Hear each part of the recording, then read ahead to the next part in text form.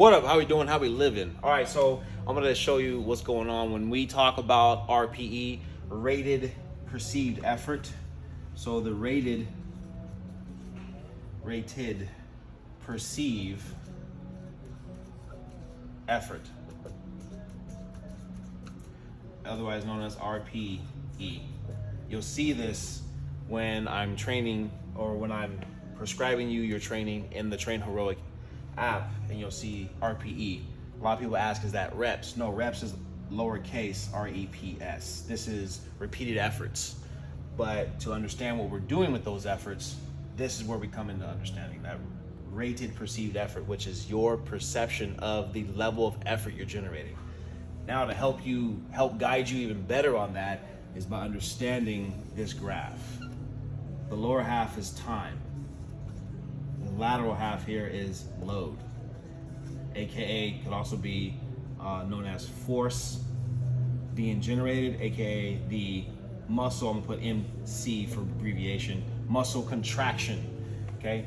You have to contract into the musculature to generate that load to create the force, right? AKA the effort that you're generating. All right, so with that effort being generated, the time, let's say this hash mark represents 15 seconds. This hash mark represents 1 minute. All right, now we got 30 seconds. And then this hash mark is 2 minutes plus. All right, right here we've got a level of effort, level 1, 5, and then your absolute max would be 10.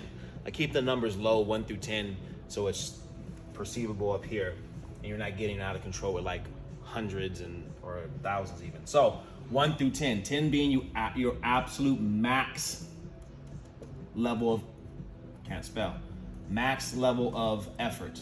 This is your max effort, AKA the level of load that you can generate. Follow me so far? Cool. Now what we do is the red mark will represent your max level of load that you could generate. How long do you think you're gonna be able to handle that? Probably about 15 seconds to maybe 20 seconds. Cool?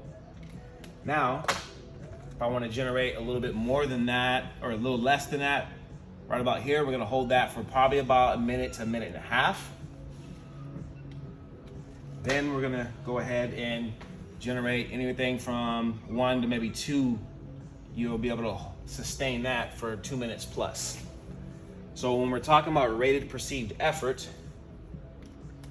this is the graph I want to appear in your brain when you're training. Doesn't matter if we're improving the tissue itself, musculature, or improving connective tissue like the capsule of your shoulder, AKA the labrum.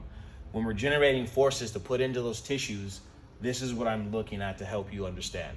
Rated perceived effort, your RPE, and how much of it you're trying to generate. So when you see RPE and it says something like 5, then that's where I want your brain to go. Oh, I'm gonna be holding level 5 for about a minute to a minute and a half. If you see the number 8, maybe even on the 3rd set, then that lets you know you're ramping up high, and you're gonna hold that for about 15, maybe 20 seconds, but no more. If you see 2, you're definitely gonna be holding that level of effort for a longer period of time, okay? That's how I wanted to come about to help you out understand RPE, rated perceived effort, and how when I'm programming certain movements for you in certain trainings, this is where I want your brain to perceive again, okay? The highest level of effort, we're only gonna sustain that for a short period of time. Something about the mid-range of that level of effort, we can sustain that a little bit longer. Lowest level of effort, you can sustain that for a longer time. And all this goes what? What is all this? This is time under load. What is time under load equal? Time under load equals strength training. Pardon my chicken scratch. So what is strength training itself? Time under load. What is time under load? Strength training. Ultimately, what is strength? It's a behavior. Okay? So if strength is a behavior, we're spending quality time under loads, different perspective loads, to train specific behaviors in our tissues and joints so I can have a specific outcome of that behavior, and then display that behavior in your specific environment, such as maybe it's a sport or maybe it's just fitness, being able to go do sustainably for the quality of your lifestyle, multiple squats in a week because you do fitness, or multiple squats plus fast twitch things in your joints because you do a sport on the field. That's when it all comes down to. Hope you've enjoyed. Boom.